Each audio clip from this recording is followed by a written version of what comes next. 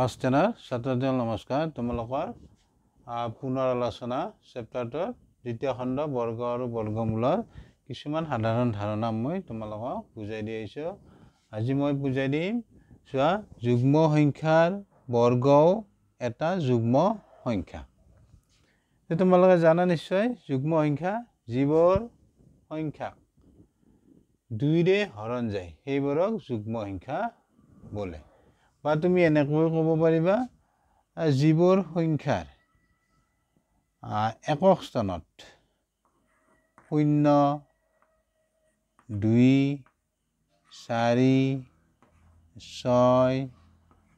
8 এই অংক কেইটা থাকে তেতিয়া সেইবোৰ আমি যুগ্ম সংখ্যা বুলি কম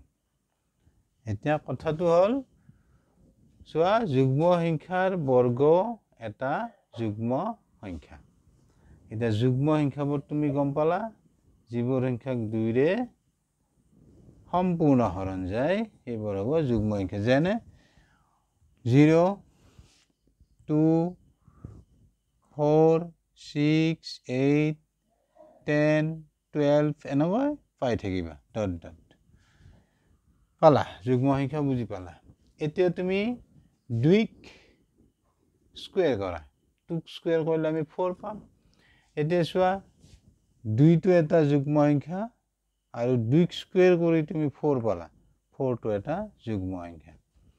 নেক্সট 4 স্কয়াৰ কৰা বৰ্গ কৰা কি পাবা 16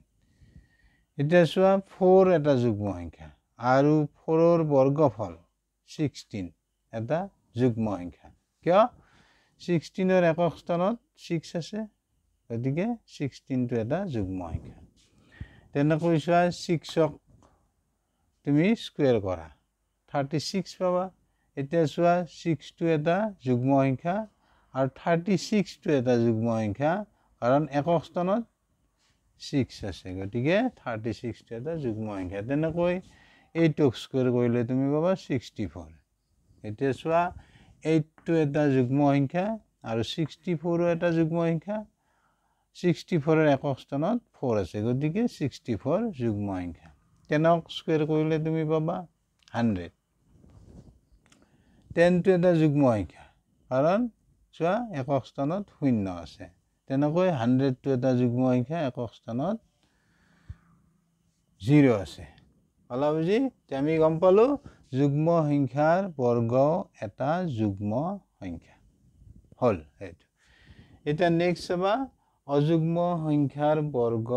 এটা অযুগ্ম সংখ্যা তে তুমি প্ৰথম জানিব লাগিব অযুগ্ম সংখ্যা তে চাবা যিবোৰ সংখ্যা 2 ৰে হৰণ নাযায় মানে সম্পূৰ্ণ হৰণ নাযায় 2 ৰে হৰণ নাযায় তাকে অযুগ্ম সংখ্যা বলে বা তুমি ধাৰণাটো এনেকৈ মনত ৰাখিব পাৰিবা যিবোৰ সংখ্যাৰ একক স্থানত 1 3 5 7 9 এই অংক কেইটা যদি থাকে তেতিয়া সেইবোৰ অযুগ্ম সংখ্যা তে পালা অযুগ্ম সংখ্যা কাক বলে এতিয়া তুমি অযুগ্ম সংখ্যাবোৰৰ বৰ্গফল লোৱা চোৱা 1 ক স্কয়াৰ কৰিলে পাবা 1 এতিয়া চোৱা 6 স্কয়াৰ কৰিলে তুমি 9 পাবা এতিয়া চোৱা 3 টো এটা অযুগ্ম সংখ্যা তেনেকৈ 9 টো এটা অযুগ্ম সংখ্যা 5 ক স্কয়াৰ কৰিলে পাবা 25 এতিয়া 5 টো এটা অযুগ্ম সংখ্যা 25 টো এটা অযুগ্ম সংখ্যা কিয় একক স্থানত 5 আছে তেনেকৈ চোৱা 7 ক স্কয়াৰ কৰিলে 49 পাবা এতিয়া চোৱা 7 টো এটা অযুগ্ম সংখ্যা 49 টো এটা অযুগ্ম সংখ্যা ইয়াত চোৱা একক স্থানত 9 আছে তেনেকৈ 9 ক স্কয়াৰ কৰিলে পাবা 81 এতিয়া চোৱা 9 অযুগ্ম সংখ্যা তেনেকৈ এইটো এটা অযুগ্ম সংখ্যা 2 ৰে সম্পূৰ্ণ হৰণ নাযায় কিয় একক স্থানত 1 আছে আমি বুজি পালো অযুগ্ম সংখ্যাৰ বৰ্গও এটা অযুগ্ম সংখ্যা এই আইডিয়াটো মনত ৰাখিবা আৰু যুগ্ম সংখ্যাৰ বৰ্গ এটা যুগ্ম সংখ্যা গতিকে তোমালোকে বুজি পালানে নাই কমেন্টত জনাবা থ্যাংক ইউ বাই বাই